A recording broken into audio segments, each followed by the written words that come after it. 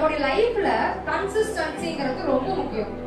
Okay, ஒரு விஷயம் என்னால முடியாது அப்படின்றது கிடையாது. நீங்க ட்ரை பண்ணீங்கன்னா கண்டிப்பா you can achieve your goal. இன்னைக்கு நான் படிச்சேன், நாளைக்கு நான் பாஸ் பண்ணேன்னா நோ.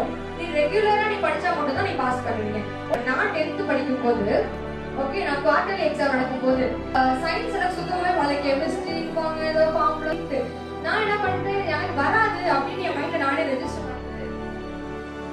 வராது எழுதுவோம், பாஸ் பண்ணா போதும். நான் எழுதுறேன், ஏன் நேரம் ஃபெயில் ஆயிட்டேன். குவார்டர்லி எக்ஸாம்ல பாருங்க, ஃபெயிலியர் ஸ்டூடெண்ட் இருக்கேன். ஃபெயில் ஆயிட்டேன். எதுல 10th குவார்டர்லி எக்ஸாம்ல நான் ஃபெயில். நான் நினைச்சு நான் மட்டும் ஃபெயில் நினைச்சேன். பேப்பர் உடுக்க பார்த்தா 10 12 கிட்ட வந்துட்டே இருக்கு. நமக்கு என்ன இருக்கு, கேங் இருக்கு. வெளில அனுப்புனா ஏன் நேரம் பிரின்சிபல் சார் அவுட் ஆகாது.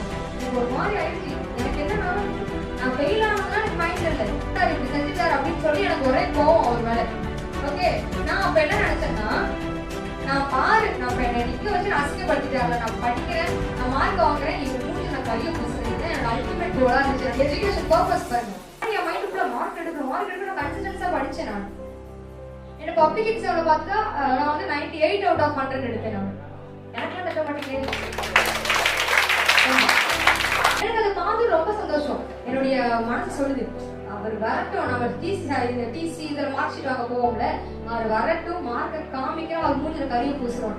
அவர் காட்டுவா பாலிங் சூப்பர், அடுத்தாரு இவ்வளவு பார்த்து சூப்பர், அடுத்தாரு நான் பார்த்தீங்கன்னா இவர் நம்மள பெருசா நம்ம ஃபெயில் ஆனது இவ்வளவு தூரம் வந்திருக்கோம், இவர் நம்ம பெருசா ரொம்ப பாராட்டல, ரொம்ப டவுன் பண்ணவும் வா குட் அப்படின்னு அடுத்தடுத்த போயிட்டாங்க.